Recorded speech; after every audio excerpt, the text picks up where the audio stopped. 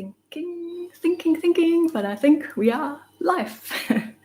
Hello and welcome here, the very first live call Q&A here on YouTube for 2024.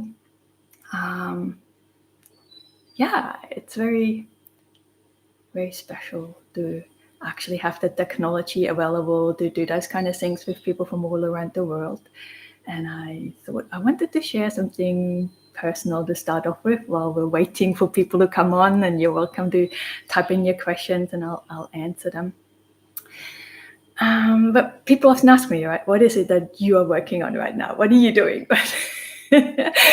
And something that keeps coming up for me is that being very mindful is not quite the right word, but just really paying attention to the kind of words that in the language, what are the sentence structures, right? What's the feel about the words that I'm saying internally, right? Not so much what I speak to other people, also it does come out as well in conversations. So to give you an example, that's perhaps nearly 10 years ago when I was working with a coach, I didn't realize how often I said the word I always or I never. So I really was paying attention when those kind of words showed up in my language, in my thing, right? I was so black and white in the way I saw the world and everything, right? If something wasn't 100% good or perfect, bad news, couldn't deal with it, right? There was no gray in between area that just, I could not deal with it. And I mean, just in case that's you too, right? It perfectly makes sense from a trauma perspective that huge need for safety. So we really want it to be 100% safe. Anything else is like, if there's a little bit of doubt there, no, I'm not going to go there, right? So that was kind of, that coach helped me to start really look at the kind of language that I'm using.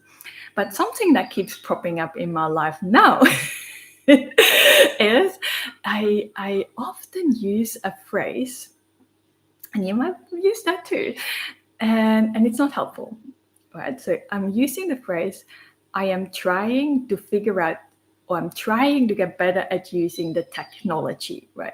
I'm trying to get fitter. I'm trying to eat healthy. Can you say that I am trying? It's not I am doing, I am trying.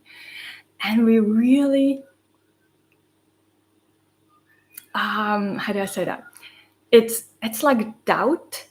It's a sneaky way of doubt coming back in, right? It's like, no, I can just say I am working to get fitter again, right? So to catch that when I'm telling and using that phrase for myself, when that's kind of a bit of a joke with my friends or people I work with, like they know that I'm doing that, and I want people to point that out for me. If you catch me on this live when I'm trying to not use the word trying, right? Just to point it out, right? Sometimes it is really helpful to do those kind of things with friends, because they or people, not everything has to be with a therapist, right? Not everything has to be with a professional. Some of those things we can turn into kind of a play, have fun with this, right? I'm having a laugh about it. It's almost like a video game. I caught it again, right? It's a bonus point. Here it is, that word that I am becoming really, really aware of it, because I know what that word, for me, the underlying thing in this instant is that I am doubting myself of being able to do that, right? Can you see that? When I say, instead of saying I am doing more workouts to get fitter again, it says I'm trying to get fitter. It has a totally different feel, a totally different energy behind this, right? So this is just one of the things that I wanted to point out, and to something I revisited a lot of times over the decades, right? To really become aware again, what is the language that I'm using to talk within my to myself, right? That inner chatter that is going on, and how I talk to other people about myself as well, right? Cool. See here, hi, Vela. Vela, I have just moved into dorsal vagal state after being beginning to feel safe for the first time in my life. How long will I stay like this before my body has rested enough? How long? I think sometimes when we're talking neuroscience and all the dorsal vagal kind of states and things like that, we're looking at it from a pathological place, like there's something wrong with this state or that state. And what we often forget is that each one of those states actually has a healthy function, right? When we're in the sympathetic nervous system, right, we're more active. Like if I would, like going into doing a workout, or I am playing a game of basketball, or I'm going surfing, I want my body to be in the sympathetic nervous system, right? It's not bad then. It's not the fight, flight, or freeze kind of response. It's a good thing. I want my body to be mobilized and send energy to the muscles, right? And the same with the parasympathetic, right? When we just had a meal, we want the body to go into the parasympathetic to digest, right? We wanted the body to be in the parasympathetic nervous system for the immune system to function properly and clean up all the old cells, dead cells, or bacteria and viruses that are floating around, right? So there's all of them have healthy function. What happens usually with PTSD or as a trauma response, we go into one state and we get stuck there. We can't get out, right? I was in this hyper-vigilant kind of state. I was in that state for years, right? Or I would flip out, go down into this kind of more shutdown kind of stuff, where just nothing. I was completely immobilized, and your metabolism really slows down. You feel tired all the time. Everything seems just too much, right? It just, I can't get motivated to do anything, and I'm stuck there. Well, in a healthy thing, we fluctuate through this throughout the day, right? Can you see that? So it's kind of I'm not sure. I often ask that question too, how long does it take, right? I used to be so impatient with my own healing, and I can only see it now looking back in retrospect that perhaps that wasn't quite the right question to ask myself, right?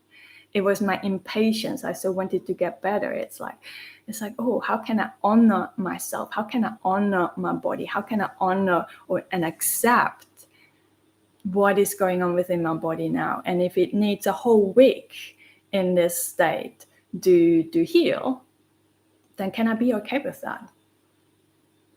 Can I accept that? Why do I have to make that wrong, right? Why do I want it to be faster or different? Every time when we are in a certain state or something is happening, whether this is being home alone and I feel so lonely, and why don't I have friends? And when we want something different to what is, we create inner friction. We create some emotional turmoil within us. And you see that? But if I can accept this is the best for my body right now, and I'm fully supporting my body to be in this state for as long as it needs to, and I trust that my body has the ability to create harmony again. I really trust that. That's one of the things I kept going back to in my university degrees. I don't know, some of you might know, I have a PhD in internal medicine, so I did a lot of study. But I really like going back, reminding myself that just the basic biochemistry classes, right, where we learned all the different pathways in our body and how they all have feedback loops and how complicated those steps were. And if this one, it's so insanely complex, our body, but our body has everything within itself to restore harmony if we give it the time and space. when we can fully trust in this. Okay, it's perfect. Okay, I'm still in the dorsal vagal today. Okay. And just listen in. It's like, what? Sometimes intuitively there's a nudge there that wants you to do something, and then follow that, even if it might feel a little hard or there might be a little bit of a resistance there. Trust it in, knowing that this came up. I actually wanted to get up and have a glass of water, or that popped into my mind. Instead of resisting this and avoiding that, like, oh no, I'm listening. I'm actually going to go and have that glass of water. This is kind of a silly example, but does that make sense? I hope. Hi, Missy Jade. Hi. I can't stay, but I want to send everybody strength and positivity in your journey. Oh, that's beautiful. Thank you. And the same to you too, right? That is just the most amazing thing, right? That maybe 20 years ago, when I was in my PTSD crisis, that technology wasn't really available then to what we have now, right? That we can get together, and there's people from all around the world usually, and we can connect, and we can, right? Sometimes we are in a space and have the capacity to spark some hope and inspiration for others, and have, like, we can give from the overflow, right? When our cup is full, we can give from the overflow. And other times it feels like, oh, I really need those sparks from others. So when we come in here in those spaces, we can do that, right? We can hold space for all of this. Whether you're in the need of a spark, or whether you can hear from giving, it's all beautiful. It's perfect. Thank you so much. I'm really bad at pronouncing names, so I may mispronounce this. Rahel Cooney. Hello. What do you think about psychedelic treatment regarding cptsd? There's a question I get a lot. Interesting. Yeah, there's a lot of interest in psychedelics. First off, I've never tried it myself. And there's a lot of reasons. I also did pharmacology at uni. Like, I have utmost respect for my body. And I know, even with just basic prescription medicines, that I often have all the side effects listed on this. For some reason, my body just doesn't like it so much, right? And I even remember back in my teenage years when I tried to smoke some dope and things like that. I would be sick as, I would be vomiting.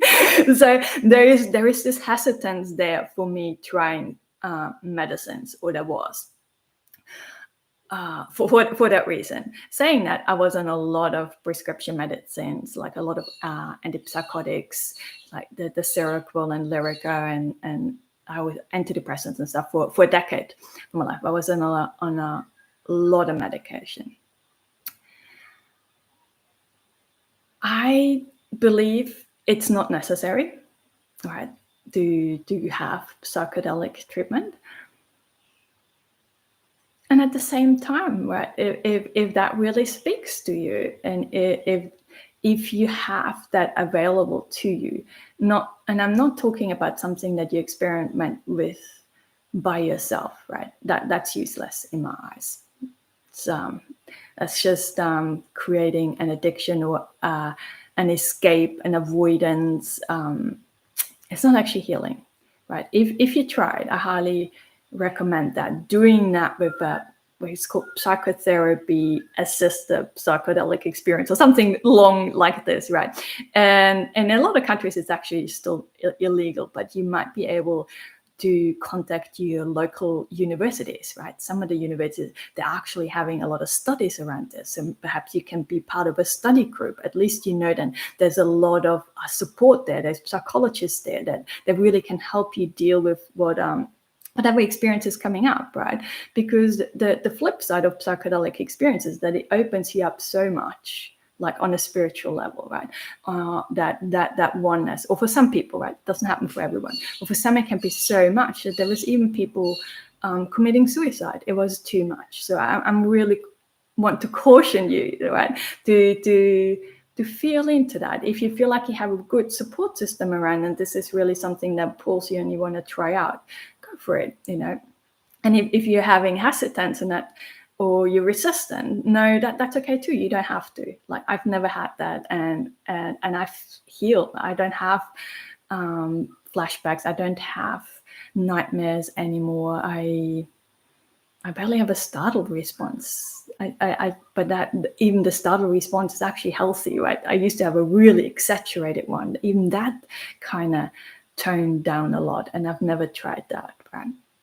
So anytime someone tells you that a certain approach is the go-to, the one that you have to try, otherwise you're never going to heal all your traumas, put a bit of caution in there, right? There's always other people out there who have not used that approach and they're healed. So feel into this, right? Maybe for me, it's always journaling, right? I go into a coffee shop, I have a coffee, I have my notepad, and I just journal anything that comes up for me, right?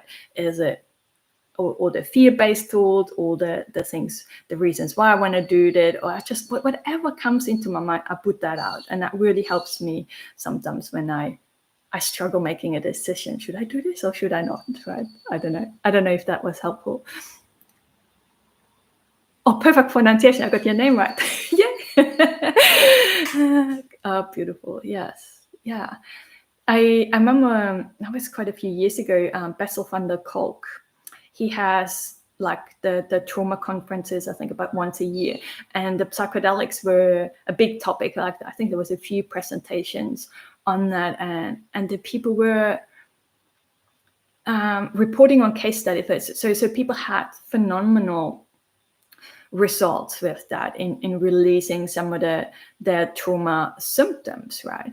And I think the side effects they were talking about is some people felt a bit of nauseous and had a bit of had some headaches after the psychedelic experience. But I mean, headaches, yeah, you know, if you know that these are the type of side effects you can have, and you're willing to go ahead with that in this kind of supported environment, then that might be a beautiful way of doing that for you, right?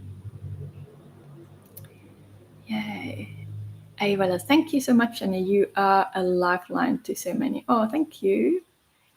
Thanks. Beautiful.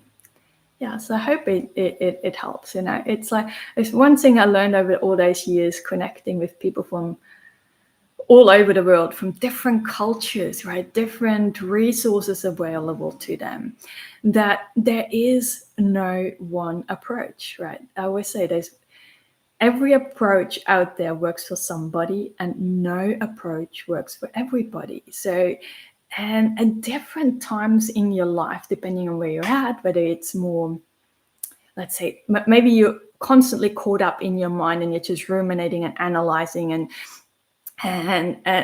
or worrying about the past and future and those kind of things, right? There's different approaches that help with that, compared to when you feel like your body, that's just so the sensations are just so overwhelming. Like, I went through periods where sensory stuff, like especially smells, I was so oversensitive to smells and things moving in my environment, my vision, right? It really affected my vision and the hearing, and that then different approaches that are helpful for that, right? Whatever kind of symptom flares up the most for you right now, whatever it is that interferes most with you enjoying life in the moment, I would look at that, and it's like, oh, what would be most helpful for that, right? What kind of approach would I like to try out, right? So many people try somatic experiencing, for example, and they think that, you know, if you have complex PTSD, it has to be somatic experiencing. And to be very honest with you, I mean, I was diagnosed in the early 2000s. Somatic experiencing wasn't really much of a thing back then, right? No one talked about it. But if I had a therapist who would have incorporated touch or anything like that in a therapy session, or would have asked me to get up and move my body, I would have never come back. I wouldn't have. I know I could not have dealt with that at that moment. So just in case this is you too, I just want to point that out. Some people are naturally more moving. They want to dance things out. Like I have a friend, like her main strategy or approach to healing was dancing, literally. She used that in her therapy session. She also liked massages, and she would just put certain musics on at home, and she would dance her emotions out. That was her approach. You couldn't get me to move. Right? So it's just different bodies need different things, and learning it's an opportunity for us to become more accepting of ourselves, of this container that we've been given to be here, right?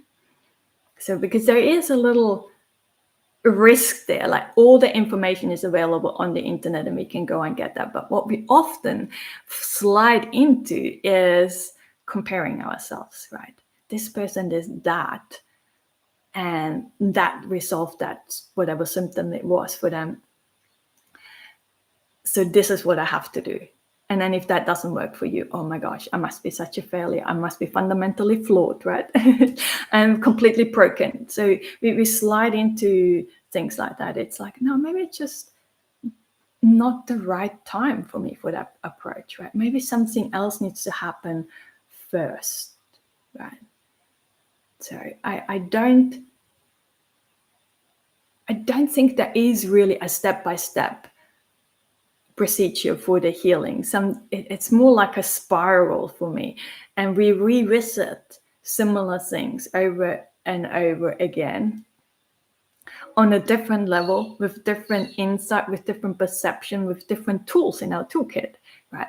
Whatever you've learned, even the coping strategies that you used in childhood to survive, right, which you might feel now might actually work against you, or they are making your life difficult. Let me think of an example. A lot of the OCD kind of behavior, right, where we want to count or have things in order, right? That kind of thing that might have given you some sense of safety in your childhood, but now if you're trying to be is getting a job at work or something, it can cause some real tension, some real issues within yourself. I had OCD for a while. It's hard to put that into words. Like intellectually kind of know how insane this is that I am doing it. You have this little voice there, and at the same time you cannot stop yourself. It's just like you can't, right? There's to realize certain things were helpful, but to know that even it was a tool that served me at a time to get through something. It's in the toolbox. At any point in my life, I can go back and use that tool again. But I can also put newer tools in there. I can keep adding tools into my toolbox, right? It's a constant expansion, and then I have a selection, right? At some point, I would like to feel safe enough in my body, right? Especially at the beginning, safe enough to pause and actually look in my toolbox, what else is available, right? Isn't that a huge milestone when we get to that place where we can like, oh, yes, I have choices? Because when we had a lot of trauma, we often feel like we're just so caught up. It feels like there is no choice, right? That we can get trapped into reactive kind of automatic behavior patterns. They're deeply, deeply ingrained. So a lot of the healing work is like creating new patterns, right? That the old one won't go away. So we don't need to stress about or worry about, oh, if I don't do this, that this is going to disappear. No, it'll stay. It will stay. It's so ingrained. It will stay there. But to give yourself permission to explore, what would it be like for me to build something new, a new way of behaving? It will feel really uncomfortable, right? To be really aware that if I try something new, there is going to be discomfort. There's going to be resistance. It will feel wrong. It will really feel wrong. Your body isn't even used to producing those kind of chemicals and whatever you want to call them, right? To create those new states of feelings, the new states of being. So your body actually has to do something really new as well. It's like when you first learn to drive, right? It's doing all that. If you have a manual car, right, learning how to change gears and stuff, like it feels so clunky. It feels so, you really have to think step by step, right? It's so stressful. And years later, you don't even think anymore, right? You just change the gears all the time. And that's the same for healing, right? To know that uncomfortableness is not a sign that it's wrong. It just means, oh, now I'm actually building new pathways. My body thinks it's wrong. Let that be a positive sign that it's starting to build something new, right? Yes. What have you found most effective in learning to feel safe? That's a good question. I have never...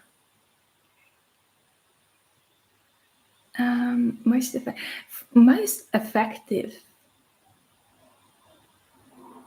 At the beginning, most of it was by myself.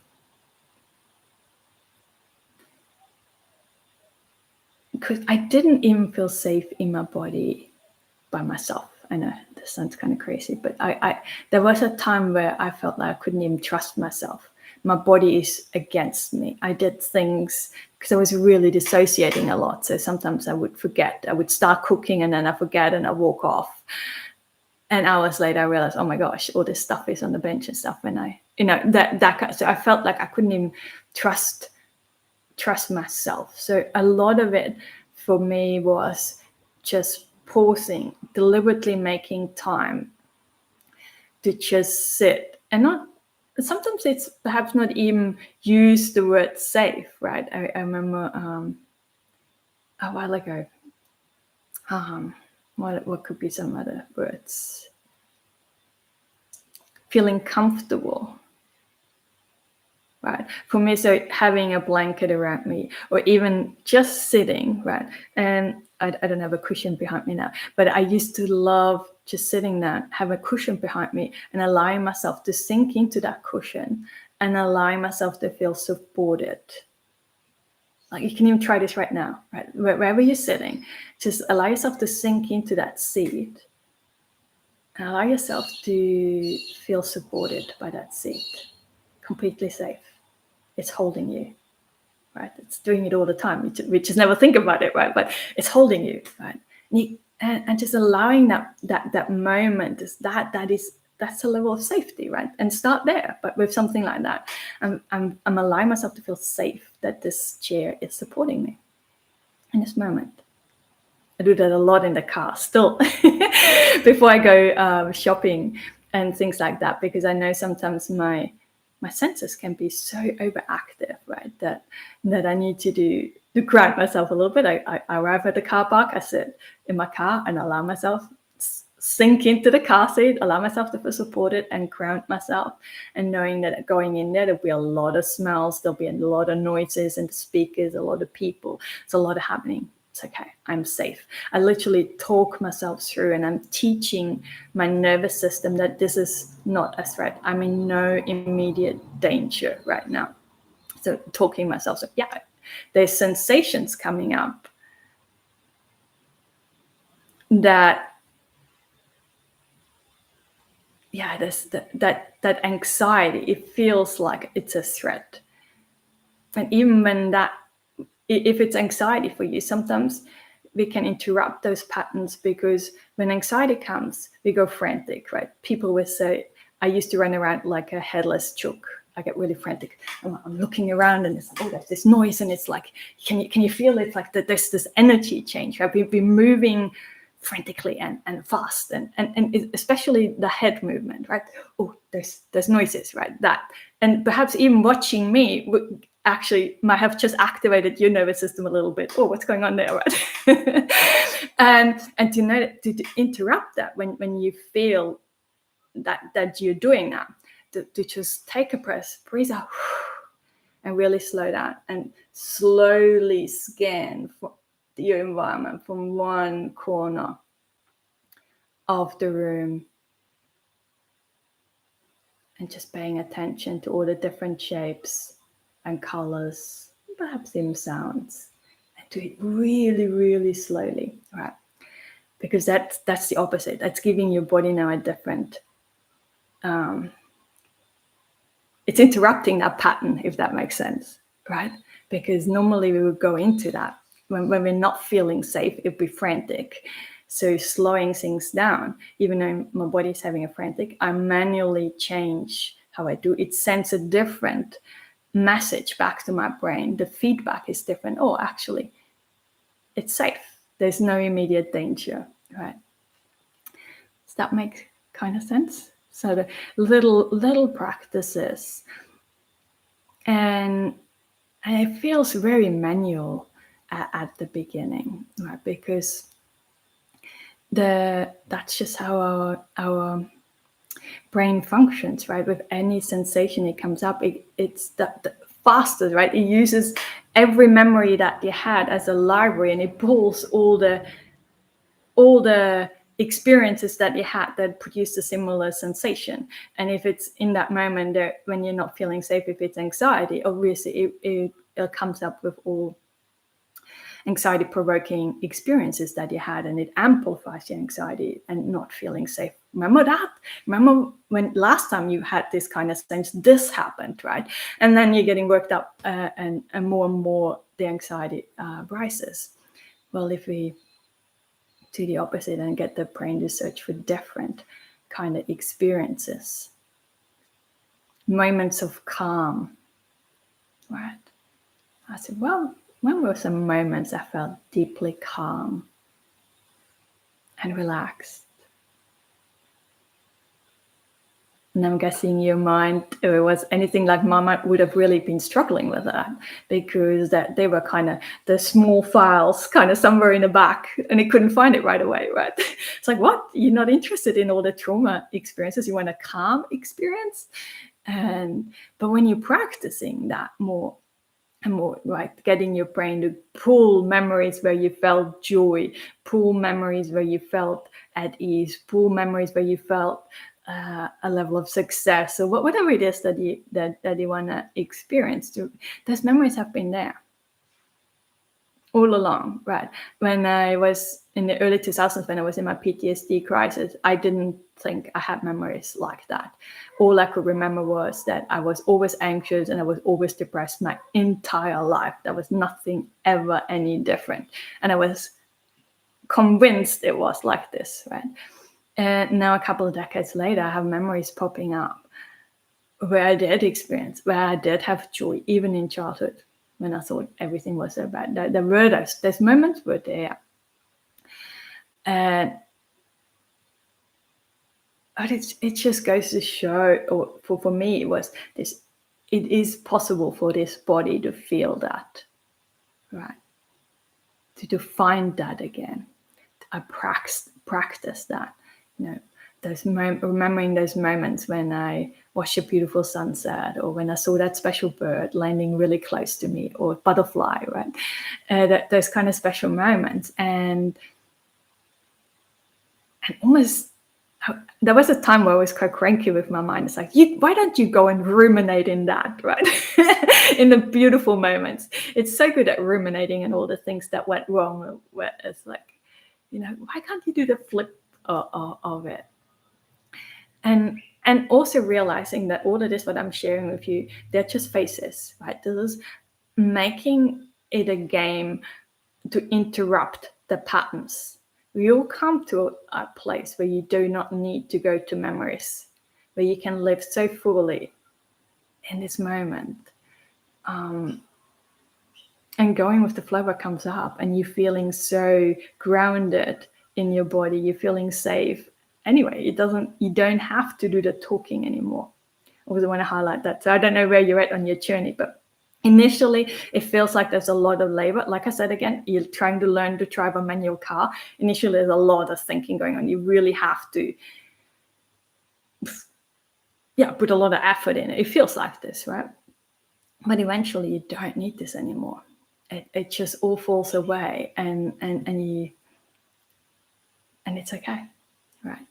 To realize that healing is not a lifelong thing, or perhaps not so much to heal, that trauma, your symptoms don't have to be a lifelong thing.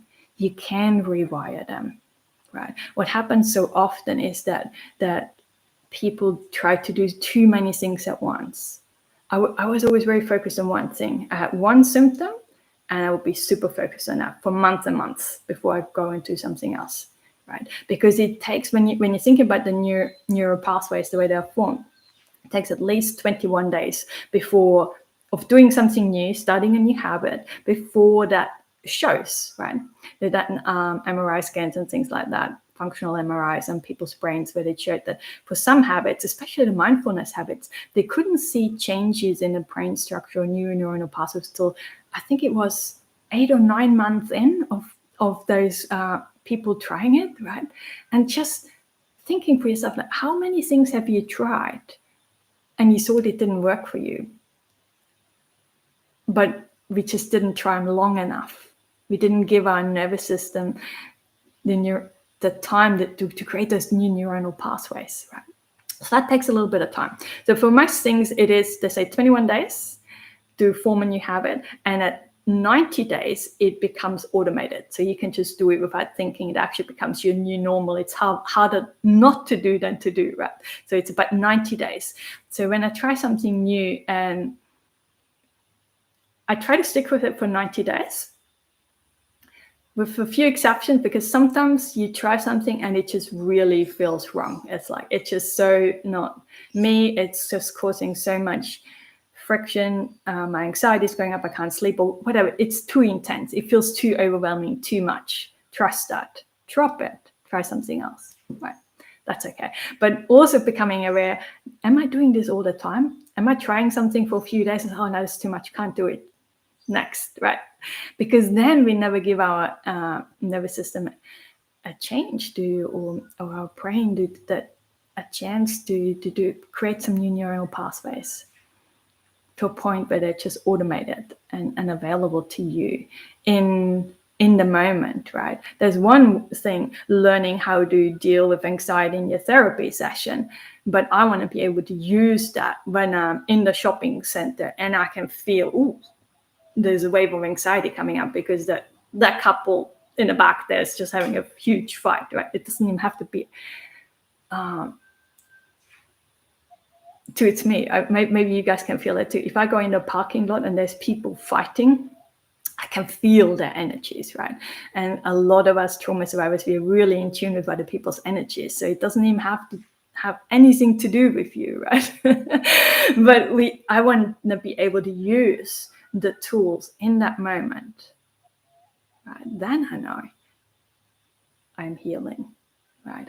Because I'm not hijacked by my brain into all coping mechanisms. I can pause myself and look in my toolbox. Okay, I'm in a public setting. What is the most appropriate thing? What is the best tool that I can use right now? Right? So, sorry, I waffled. Samantha says, how do you get your family and friends to understand your flashbacks, panic, attacks, dissociation, etc., without disclosing the trauma and creating boundaries around those details? The PTSD and all of this at the beginning, that was my biggest secret. I didn't discuss it with anyone. That was just something that was talked about in therapy session. Now, this isn't something I recommend, right? This for me was that way because I was just so embarrassed. I would have been mortified if anyone would have found out that I have a mental health problems. It was really difficult for me at that time. And I also realized if I touch that topic, for example, with certain family members or certain friends, the response I would get from them was hurtful. So to me, I gauged who I would tell about this or not on their capacity to actually hold that. A lot of people, like, we always have to remind ourselves, right? Because this is a mental health diagnosis, right? Complex PTSD. It is, so many people. You're looking for when you're looking for professionals to help you, you want them to have a lot of qualifications, a lot of experience, and all this, right? And then we expect our family and friends who have never studied psychology or know nothing about any of that. We want them to understand us, right? To recognize that this is it might not happen. Some people are intuitively more empathetic. They perhaps themselves have gone through depression or anxiety or things like that. They may be able to understand them better than others. But for myself, I try to not get to other people to understand it. For me, it's not it was very energy draining. It felt so exhausting trying to tell them why I am the way I am and what happens to me in those moments. Yeah, I didn't. But that is me, right? That and again, this was my approach. I'm sharing that with you guys. For some, it may resonate. For you, it's like, oh no, that sounds not helpful, right? Then trust that inner knowing, right? If you really feel like you need your family to understand that. And sometimes for family, it's true. Is it like your family? Are you talking about your husband or your children, or is it your parents and your siblings, right? That might be different too at times, because if it's people that are living within your house, or if you're living in share accommodation, right, your flatmates and things like that, when they might see you in a really spaced out kind of state, then perhaps you do need to say something, right? And yeah, to be honest, I didn't handle that so well in my time. I withdrew a lot at that time. I wouldn't share so much. I wouldn't share it, yeah. But that was my approach. I was just so focused that I will be able to manage those symptoms somehow, that I can still function and no one will notice. That was my goal at the time. And yeah, it was not a healthy goal. I could not accept those challenges. So I don't know how I would go. No, sometimes people have told me that they shared some of my videos. If you look at some of my older videos, I have videos where I explain flashbacks and things like that. And they shared that with their partners. And because it was coming from someone else, they could kind of understand, oh, this is what's going on for you, right? Or it doesn't have to be my videos. There might be some other videos out there that are kind of short that people can watch, right? I remember having friends, and I wanted them to read a book on trauma. I think it was Judith Herman's book, but back then there wasn't many books on PTSD. And people just look at me as like, okay. But they didn't want to read a whole book, and I had to accept that some people really don't want to know about that. And some of my friends also have some health diagnosis, and I don't really understand the ins and outs of their diagnosis. Do I need to, can I still love them? Can I still accept them? Can I still be friends even if they don't understand, or if I don't understand them, right? So my family and friends know I have CPTSD, but are always pushing to know details, to know more. And I've used a lie as a cause of my CPTSD, but they just don't understand why I struggle and get upset. Oh, I see. Yeah, I actually had a couple of sentences that I did with my therapist about that. I used to know them. What did I say?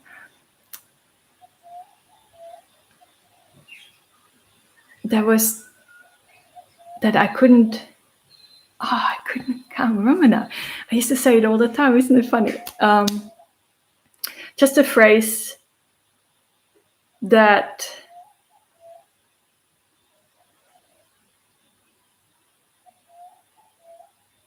I cannot speak about this at this point.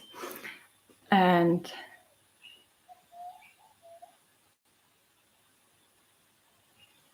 no, it's not there. I'm trying hard to remember, but it was like a 2 or 3 sentences. And maybe you can do that with your therapist to just sit down and nail down exactly what you want to say about your trauma, right? I think it was something I had physical and sexual and emotional abuse, and it was really difficult, and I can't talk about this right now. It's too upsetting for me to talk about this right now at this point. Or something, right? Whatever the details. And the details of my trauma, I don't discuss with anyone. Even my therapist, they know snippets, right? I have never had a therapy session with anyone where I talked through a trauma experience from start to finish. And most of them, I don't actually remember doing that. There was just so many of them and so similar that some of them actually morphed together and stuff like that anyway. But I was never able to talk about my trauma experiences in detail with anyone. But yeah, they're all gone. I used to have flashbacks. I used to like literally relive certain aspects of this, and now I can barely remember them. And I was scared of actually forgetting them. I used to have a sign on next to my bed that it is safe and okay for me to let those trauma memories be in the past, and for me to shift my focus on what's here now, right? Because it almost felt like I needed to go back to those memories to analyze them, to figure out what went wrong, what did I do wrong, what should I have done differently for this to not happen again, kind of thing. But at the beginning, I had a lot of phrases, and I had them on written on little cards, so I constantly was revising them. And I had them in my wallet with me all the time, so if I got caught out, I could just pull it out and read it out. Samantha, they just say it's in the past, get over it already. I had to tell them about the diagnosis as they see me struggling, but they still don't get it and get annoyed with me, but I'll never disclose it to them. Yeah, yes, the same. And I often think people, like I don't know what life would be like if I was in a wheelchair. I would never be able to fully understand what it would mean to get out of bed, have a shower, go to the shops, and if I was in a wheelchair.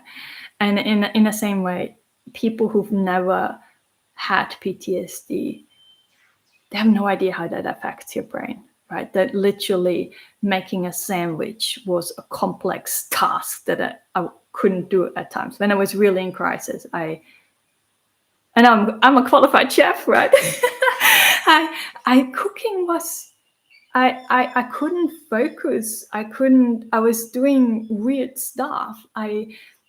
And it's really hard to explain to people. It's not like you're doing it on purpose or anything, but it's like your brain's just really not functioning. I would say it's almost like, you see those videos with those neuronal pathways, neurons firing beautifully around, but mine weren't firing like that. Mine were more like fireworks on New Year's Eve, right? They're going in all different directions, and they go out there and they have no connection, and they just fall, right? So that's how chaotic my inner world was. And I think people cannot imagine what that'd be like. And I guess so many people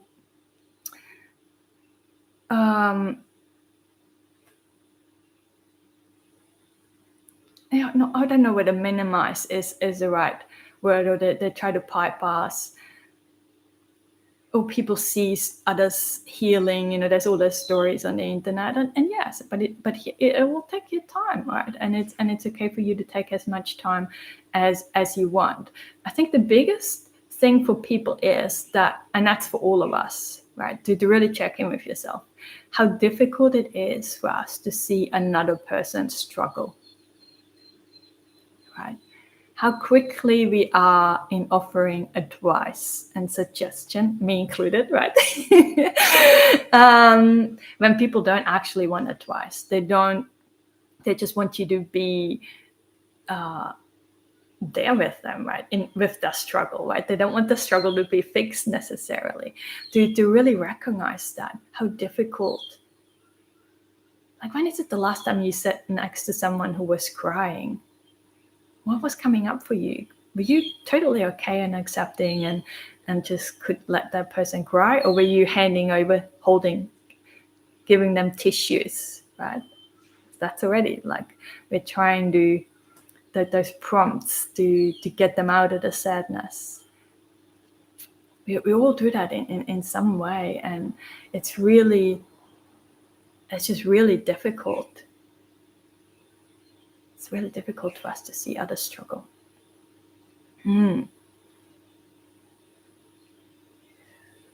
But when people kind of push, the more they push for me to be somewhere else than where I am, the less I would spend time with them, right?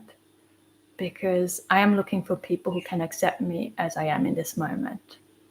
And this is what I am working on for myself, right? Whoever comes into my life, that I don't need to change them. I can to just be, allow the love pour over and bring love to the situation, right? Even if they are disruptive or they do something that I don't agree with, right? And whatever that may be, can I still be accepting of them the way they are in that moment? That's the most beautiful gift we can give anyone, right? Okay, so you don't understand what I'm going through. I can still love you. It's okay. You don't need to understand.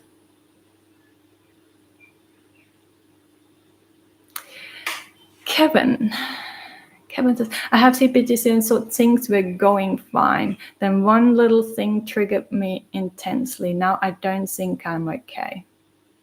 Yeah. That happens. I have many it's almost like a roller coaster kind of ride where you thought, oh, I've got it all figured out. It's all good. Not realizing that I'm using a lot of coping mechanisms. And for me, it was often work, being busy.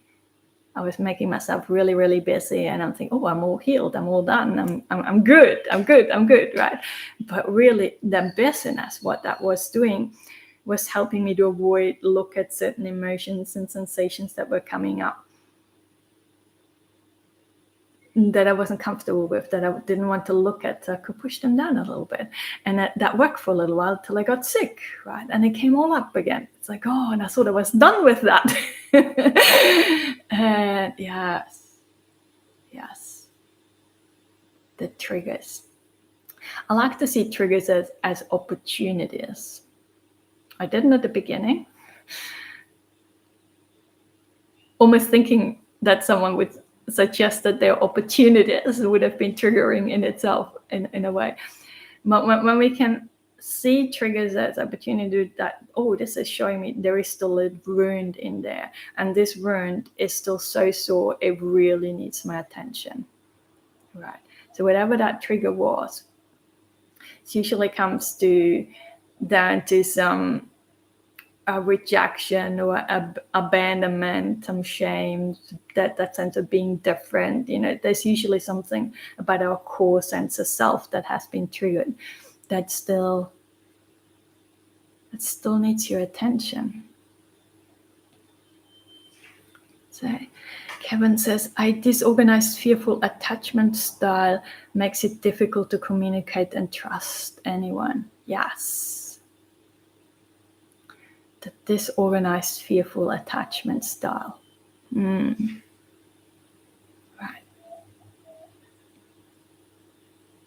I can relate to that one. Yes. So that fear of being let down again, that fear of being hurt again. at any moment that person can kind of flip and, all this inner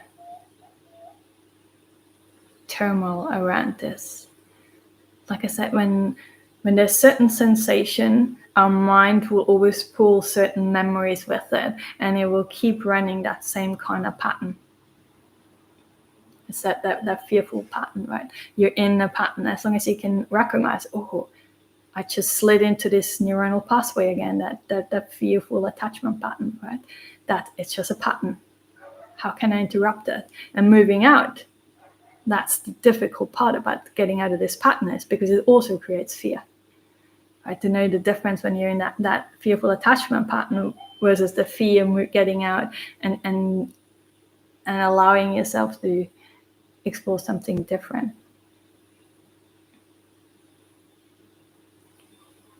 Weird. As soon as you try to embrace the feeling, you're supposed to kind of fade out of and stare.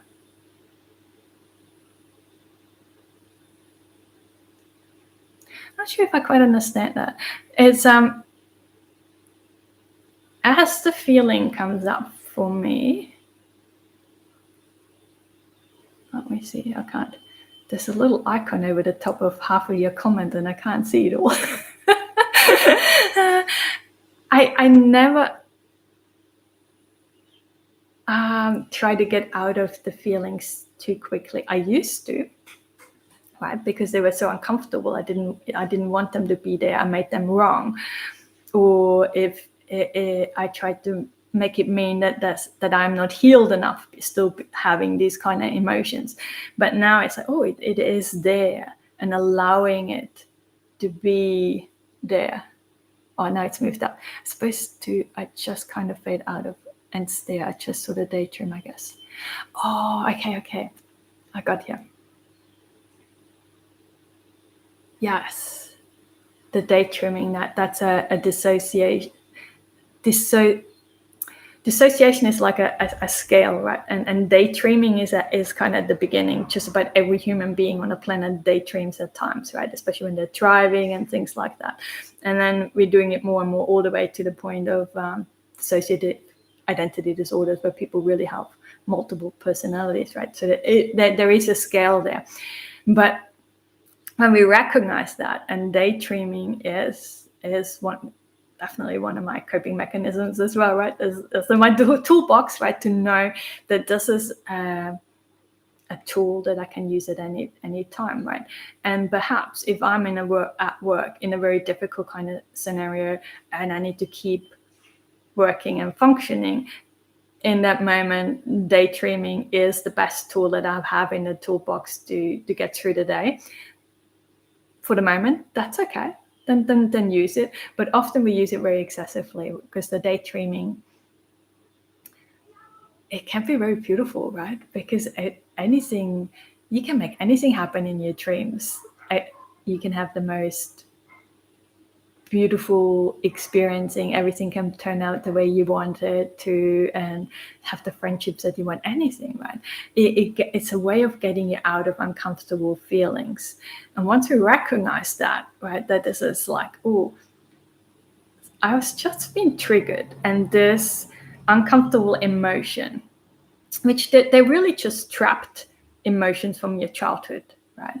I really want you to understand that those kind of emotions, when you were little and you had trauma, feelings of anger, right? It was definitely not safe to express that. Perhaps even feelings of fear was not safe to express that, right? Whatever emotions you had in that moment was not safe to express. You just had to kind of shut down to get through this traumatic experience. So now these are still all stored. They're like little pockets within you. That's a metaphor, right? There's no pockets like this in you, but that's how I see it for me. And every now and then when one gets activated, it's almost like this little ball of uncomfortable emotions. And I know this is something from the past that I was not safe enough to feel. There was no support to help me through. A little kid, when I was 4 years old, I didn't know how to deal with those kind of emotions. That is something that we need to learn. And a lot of us miss those developmental milestones on how to regulate emotions, how to be with emotions, right? So now in adulthood, obviously a part of therapy and things like that, then you learn that even having anger is not destructive in itself. It's a sensation in my body. But your mind, the minute you have a sensation, for example, like anger, it will pull memories again. And you may have very violent memories of someone else being very aggressive towards you, right? So we're making this a bad feeling, and we don't want to feel this, and we keep pushing it down. But if you allow yourself to, this feels really uncomfortable. And for me, it's literally when I am able to stay with an emotion that comes up like that, it's literally, it feels like this bubble is moving through my body, and it kind of changes, and it doesn't burst. It's much more gentle than a burst. It just comes and it dissipate. Is it dissipate a word? Dissolves. It dissolves. It comes out and it just kind of fades out. And then I know this is one of the trapped energies, one of those trapped emotions that I wasn't allowed to feel in the past, that went through my body and out, and it's gone, right? And because what I used to do is, when that comes up, I feel it. No, I don't like it. And then I go into my daydream land, right? I'm avoiding this. I'm avoiding looking at that. Can you see that? Yeah. So I think a big part of the therapy, a big part of the healing is learning on how can I stay with that? How can I really look at those wounds, look at those sensations, that uncomfortableness, that ugly stuff? How can I look at it and stay with it in a healthy way, so it can dissolve and get out, and not keep coming back and re-triggering me, right? At a later point. Because if I work to something in therapy, or I think I work to something in therapy, and then a year later that wound gets triggered again, then clearly it wasn't resolved in that moment. That our mind and body are so clever to find ways to distract us from actually letting it go fully, completely, right? It clings on, it finds ways to kind of just get out of it, because it's just so uncomfortable, right? But when you know that, you can like, oh, let me look a little bit again. Is this really all gone, right? I feel functional and I'm not complaining. I just sort of stop what I'm doing sometimes and space out, can feel it in my head. Thank you for your thoughts and insights. Yes. Yeah. You can still be very functional when you're daydreaming, right? The daydreaming is the low end, and that's why people often get labels like you're high functioning PTSD, right? Because you're still out there, you're still employed, you still you're paying rent or mortgage or whatever, you're having a household, you're having a family, you're still bringing the kids, right? There is still that level of functioning there, but it doesn't feel like you're fully living in the moment. You don't have the richness of the experience of this moment to moment, catching up with friends, right? It almost feels like there's always this little bit of a distance, a little bit of a disconnect. There's still like a veil. There's still something there that isn't quite right. Or for me, it was always the sense there's still something missing. It's not. It didn't add up just yet. Yeah. Yes. Thank you, guys. Some of those things, sometimes often difficult to discuss, but I always find in these communities that people are so much more open to talk about these really vulnerable things, right? And to realize I can't talk to everyone about this, but then realizing, well, but there's some places like here, right? There's other people here who are also having similar things going on in their lives, and I can have that really open conversation about this, and I can see, oh, I'm not alone. So next time I go through a difficult experience, to remind myself, it's like, it feels like I'm the only person in the universe having these kind of struggles, but oh no, this is just a normal PTSD symptom, right? This is just my therapist always said, this is just a trauma hangover. Still, it's a hangover, right? It's still something that is asking for my acceptance. Usually, more we always think that it's got to come from other people.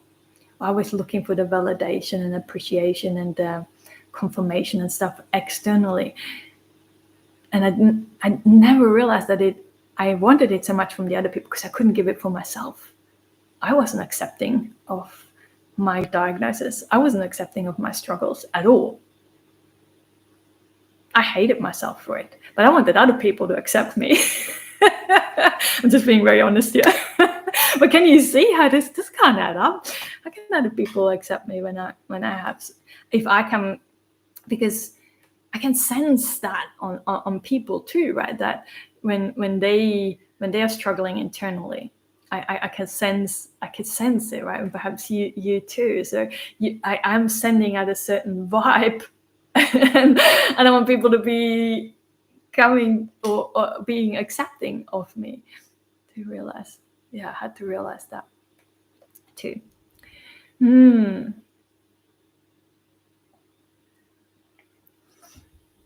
Any more questions? Oh, we are on the hour already.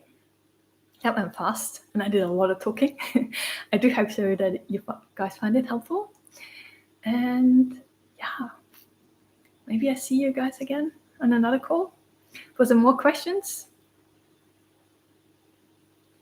Yes, we trauma people can read the room. We can, isn't it? You walk in, and sometimes even if there was an argument in the room like an hour ago, you walking in, you can still feel that tension in the air, right? It's like, yes, we're very sensitive. That's why every time when I go somewhere, I leave a little early so I can sit in the car. And like I said, I really sink into my chair, allow myself to feel safe, supported by the chair, ground myself, remind myself, right, that now I have different options available. If I feel really unsafe, if there's really danger, at any point I can actually walk out. I didn't have that option in childhood. I can walk out now, right? If I need to, right? But yes, thank you guys. Thank you for being here, and see you guys soon. See ya. Bye.